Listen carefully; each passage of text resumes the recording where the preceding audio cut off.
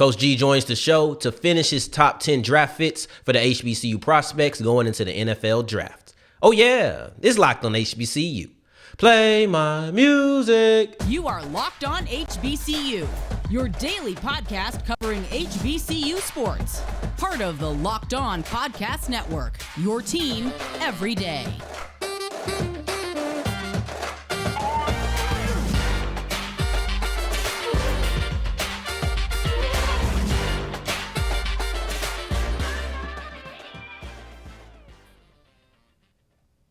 What's going on, family? Welcome back to another episode of the Locked on HBCU podcast, your number one daily one-stop shop for everything HBCU athletics, Monday through Friday, part of the Locked On Podcast Network, your team every day. And I, of course, am Darian Gray, a.k.a. the Mouth of the South, Texas Southern alum and former TSU Herald Sports editor. Thank you for going on this journey with me, making Locked on HBCU your first listen of the day every day. And remember, just because the mic cuts off does not mean that the journey is over. It just means it's time to follow me on Twitter at South Exclusives, which you can see right here at the bottom of the screen. But if you can't see it, that means you're on the audio side of things. And don't forget the S on the end of South Exclusive.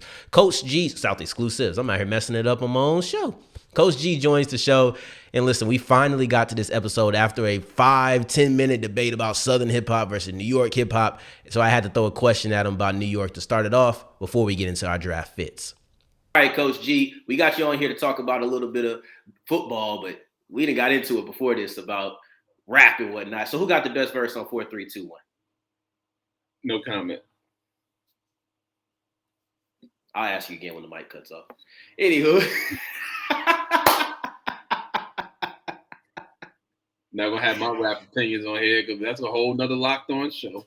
No, it is. But I was gonna throw you on the spot. Let's talk about your expertise on camera. What you do on camera. Let's talk about Isaiah Land, one of my personal favorites. We're talking about your draft fits, and you had him going to Tampa Bay, which is a team that plays a 3-4. When talking about draft fits, did you specifically go with teams that ran a 3-4 defense when looking at Isaiah Land? For him, I think for longevity of his career and just due to we don't know exactly how he's going to fill out physically just yet. I just think for him, and then the fact that he's been working really hard on trying to work on different drills to try and get better in coverage. I mean, he didn't get a lot of coverage snaps at FAMU just due to the nature of, they probably didn't need him doing that, for the most part. He's a pretty solid back end. Their linebackers are pretty solid in the coverage. So they didn't really need him to drop back in coverage too often. His job was to pass rush. And the Buccaneers have been, for the most part, over the past 10 years, they've always been relatively top 10, no less than top 15 when it comes to sacks. So it's not a place that's not used to having guys and know how to rush the passer. And honestly, I think, Shaq just needs another guy on the other side of him. Just a guy who could just spice it up and just come in and just give you that run rush every now and again. And then when he gets bigger and stronger, and he learns the plays and he gets more comfortable in coverage, then he could drop back into coverage more. He'll be more of the drop back into coverage before outside linebacker.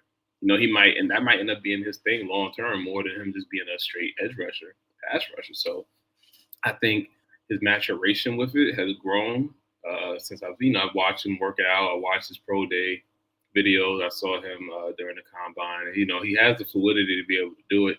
He's athletic enough to be able to do it. I guess it's just one of those things where he hasn't done it a lot, so we just going to really have to see it in action. So, wherever he goes, if the NFL picks him up, hopefully, it'll be the Bucs. I think that's his best scheme fit.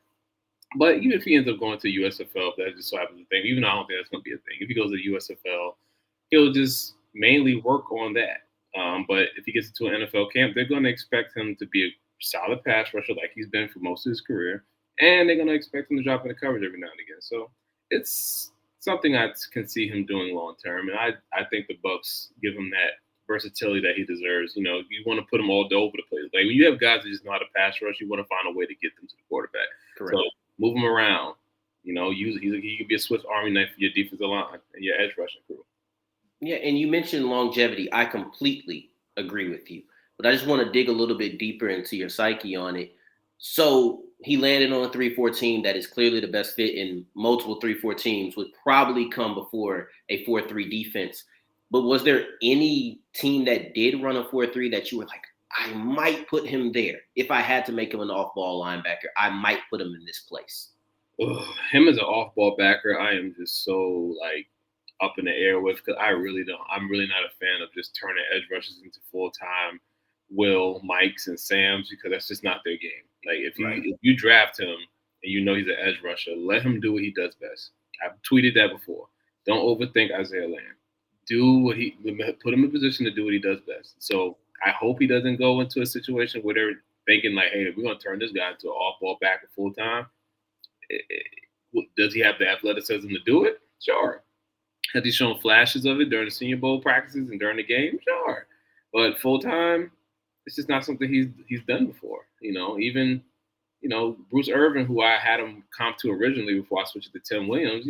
Bruce Irvin, he was a freak athlete as well. But it wasn't his thing. He did it because they needed him there, but it wasn't a thing. He was a pass rusher. He's an edge rusher. He's a 5 technique, wide 9. And that's what Isaiah Land should be. So, I mean, if there's another place outside of Tampa Bay that I'd like to see him go, it's similar to Andrew Farmar. I really don't think people understand how good of a D-line pass rush specialist that Coach Jordan is.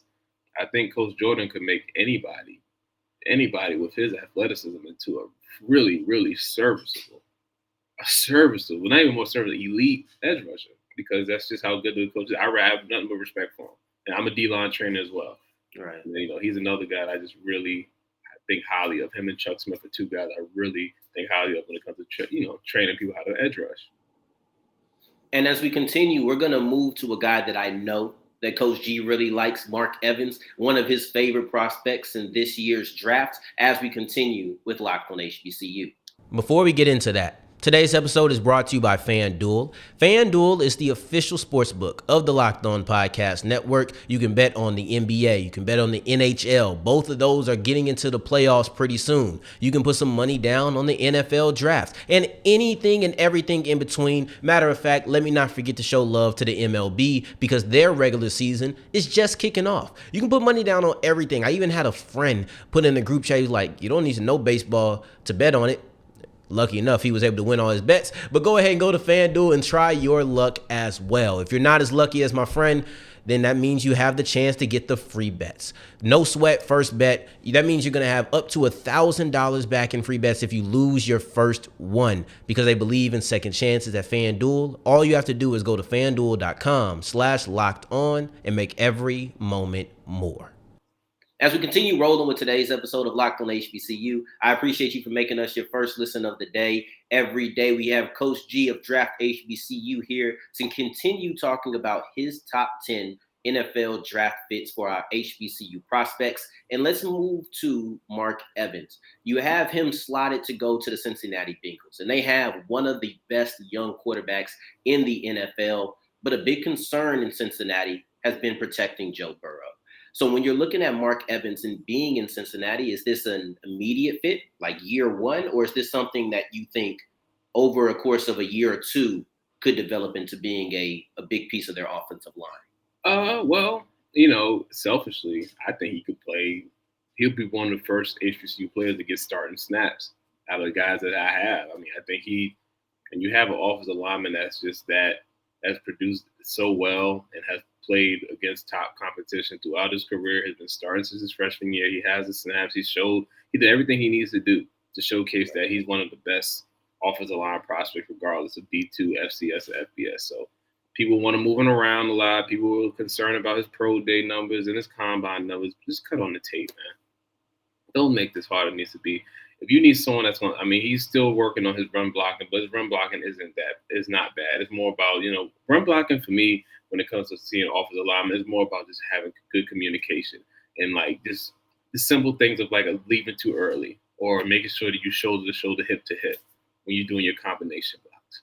Are you able to get out and block in space, which Mark Evans can do? And when it comes to pass blocking, he's one of the best pass blockers you see. Once he gets his hands on you, he gets his punch off and he gets his hands on you, he stops you in cold blood. He just stops you. I've seen him do it with FBS competition. He's done it against guys that, we see played in the NFL. We see it against guys that's probably going to be playing in the NFL. Right. So he's done it on every level. And I think he's done it consistently. You can't take that from him. So could I see Mark Evans starting or getting significant playing time his rookie year? For sure. Can I see him being a project and then they're like, listen, this is year 2 or 3. We need you. Sure. I love it for him. I really think Cincinnati needs a guy like that, a guy that could play multiple positions, that is a pass blocker. Because, we all know, call it what it is. If they would have just blocked Aaron Donald on that one play, we're talking about the Bengals as the Super Bowl champions right now. Facts. It's just the little things. If they would keep him healthy. Joe Burrow already got hurt once. You know what I mean? Bad. So he's coming back. They want to give him some money, but he needs protection. So you get a guy like Mark Evans, day 3. Come on, perfect. And I want to ask you this. Because it's something you said a little bit earlier. Allow people to just play their position. You said you tweeted that out. Another thing that I've seen you tweet is that basically you're not a fan of turning undersized tackles into guards. And that's something that I think could happen to Mark Evans. Do you think his NFL future being at guard or tackle is team dependent, or you just think there's a certain role that he should play in the NFL? People are rushing to do it. I'm just gonna go out on the limb. People are just rushing to do it. Why? I don't know. I can't call it. I don't know why people are just so geeked to just, hey, he's short, so let's move him to guard. When look at his comp. His comp is a 6'2.5" or 6'3" with cleats on, offensive tackle, and he played for the Steelers, and he played for the Cardinals, and he played for the Jaguars, and they kept him at left tackle. And guess what? He has the ability to do it. Okay, he is a left tackle with solid feet, with strong punch, and a good base. As long as you cut the defensive end off, who cares how tall you are?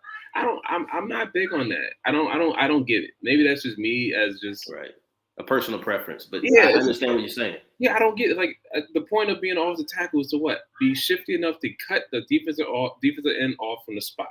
And if they loop inside, you have the ability to shift your body left, right, and be able to block the loopers and the guys who are doing stunts. I guess I'm over. People love size. And people worried about arm length. He has the arm length. If people worry about hand size, he has the hand size. So what are we talking about here? Do y'all think he's not athletic enough to do it? Well, clearly, there are others who aren't as athletic as Mark Evans. And here's the thing. I just boiled it down to this. It's literally about the film. Watch the film. The kid is a left tackle. Yes, he's shorter. He can't help his height. It's like Ronnie Thomas. Like, he can't help his height, but just cut on the field. People cut on the film. People can't really block him because he's so low to the ground. So you look at these 6'8". First of all, let me put this out here. These edge rushers are not. Don't let the few fool you. A lot of these edge rushers are not 6'8", 6'7". There ain't a lot of Julius Peppers just running around anymore. Like, these guys are 6'3", 6'4". You may see 6'5". You got 6 foot, 6'1", 6'2". Okay, they got an inch or two on Mark Evans. Mark Evans, when he puts cleats on, he's 6'4". I just want people to just slow down a bit. I get it. He's gonna probably have to move to guard because that's just where the world is. But look at Beachum. Beachum did, and he's had a really good career.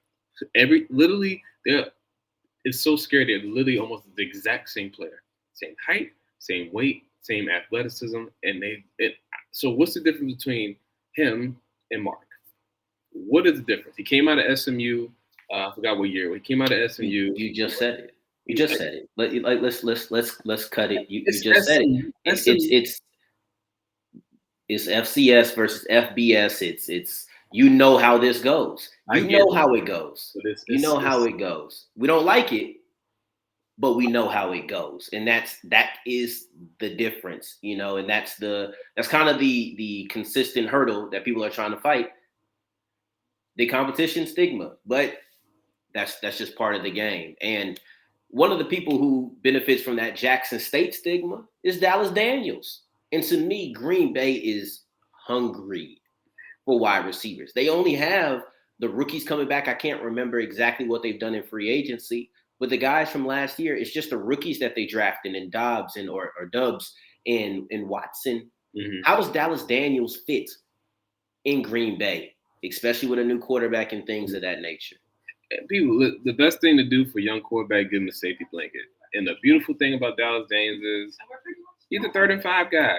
I call him 3rd and 5. Like, listen, end of the day, his catch rate is, I think his catch rate is about 92%, 91%. Drop rate means about 10 or 9%. Okay, that's serviceable for a slot guy. He has the size to be able to play outside and inside. He's probably going to be primarily a slot guy. You want a guy on 3rd down that's just going to find a way to get open. He has a knack for finding holes in zones. And a lot of teams play zone. A whole lot of teams play zone. And he has the ability, because during the Shrine Bowl week, he was finding ways to get open against a lot of guys that are going to get drafted. Just putting that out there. Guys that may be way more athletic than him, whatever it may be. His numbers were pretty much in line with how I thought they would be, 4.5, 4-ish, 4.4-ish. Not the craziest vertical. But end of the day, he just finds a way to get open. I always tell people, cut on the film. He may have those very inopportune drops, but it's very, very, very minimal. Because when it comes down to it, you will know that you can trust Dallas Daniels to make that 3rd down catch. So that's why I want him on the Green Bay Packers. And I know they're going to pass the ball a lot.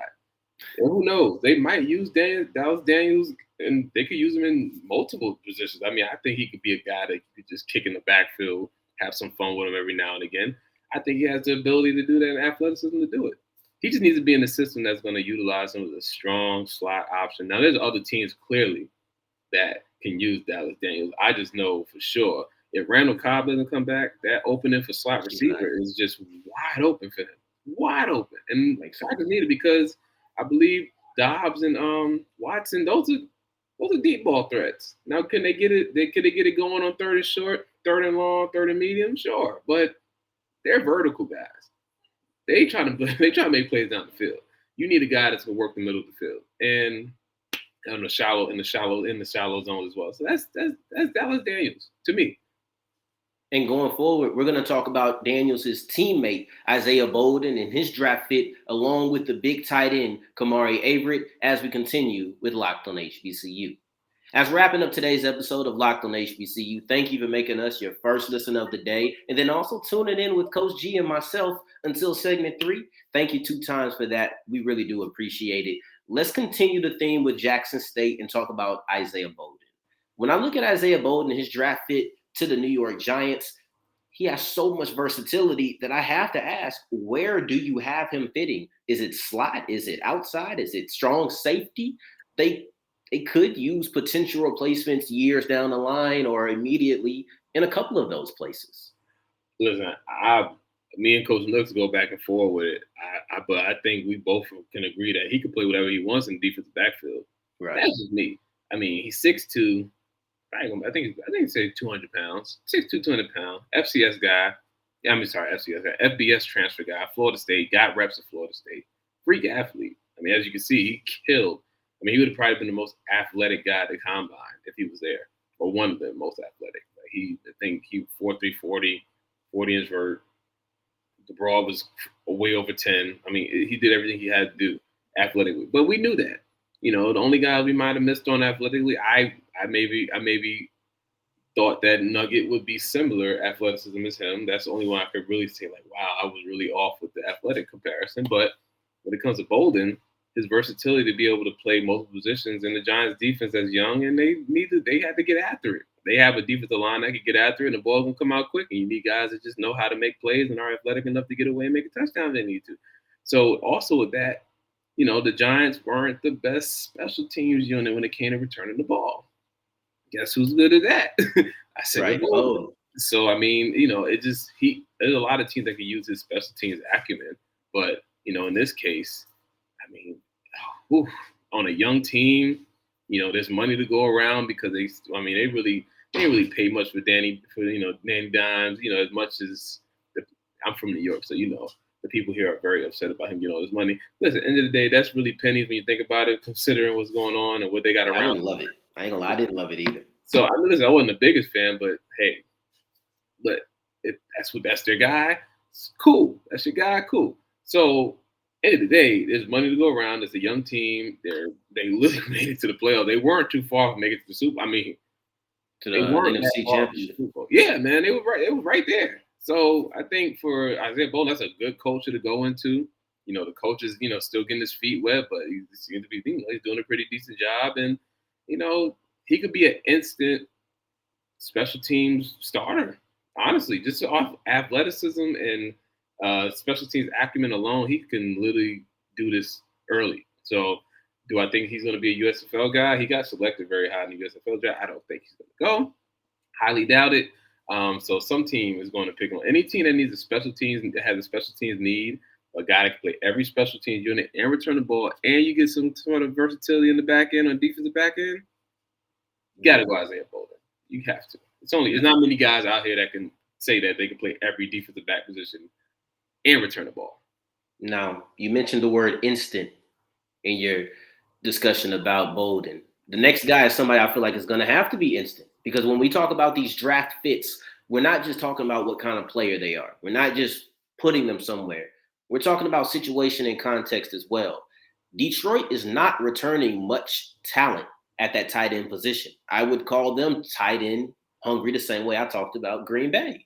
You have Kemari Averret going there, and I think they would require an instant impact from Averret. Do you think he's prepared to do that in that Detroit system, another team that's young and up and coming?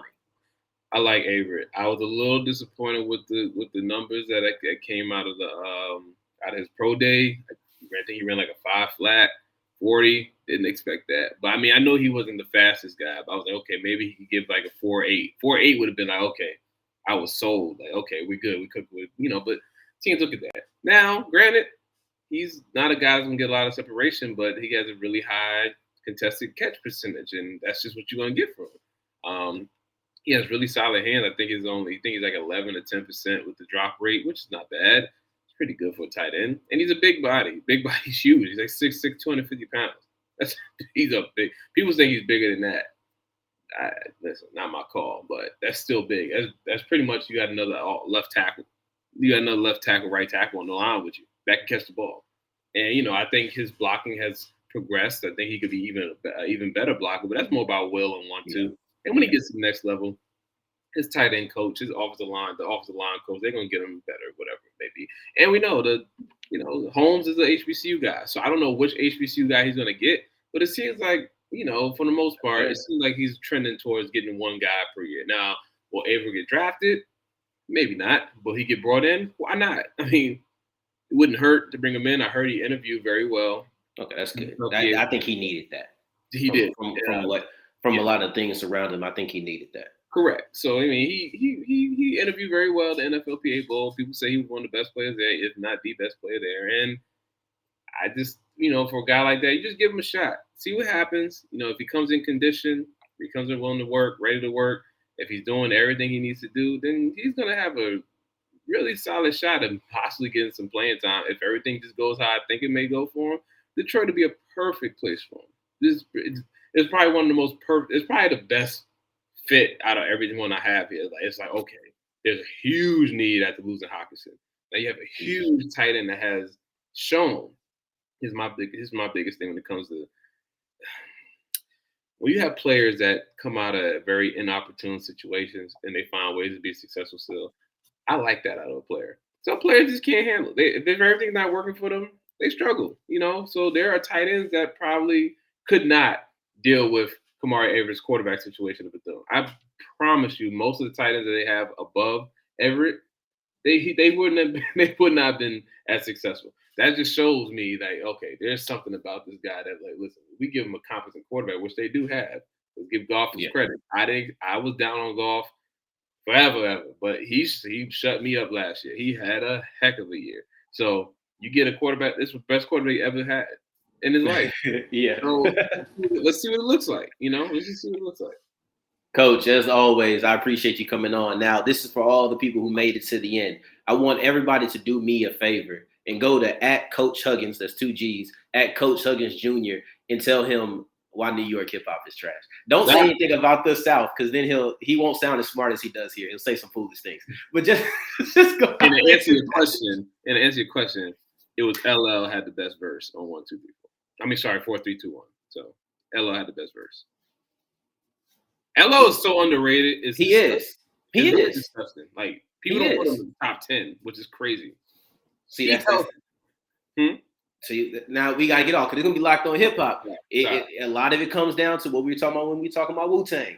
Age, region, all of those things matter. You know, you looking at people, they 23 years old from Iowa. No, let's not put Iowa out there. Let's say a 23-year-old from California. He ain't putting LL in his top 10, and I'm not gonna expect him to. You know, so and I'm 24 from the South. So I love LL though. Okay. Different discussions. Let's cut the mic and continue this. But as always, I appreciate it. And if you guys want to go and bash New York hip hop, go ahead and live it up. But I appreciate you, man. And I appreciate you guys for making us your first listen of the day every day. For your second listen, go ahead and check out Locked On College Basketball. Coach G will be back tomorrow, and we'll be talking about his top 20 players, period. No draft fits, none of that. Just individual prospects. Who is the best? In the meantime, in between time, if you're looking for me, you can find me on Twitter at South Exclusives. Until the next time that we hear each other, family. Take care. Stay blessed. Peace.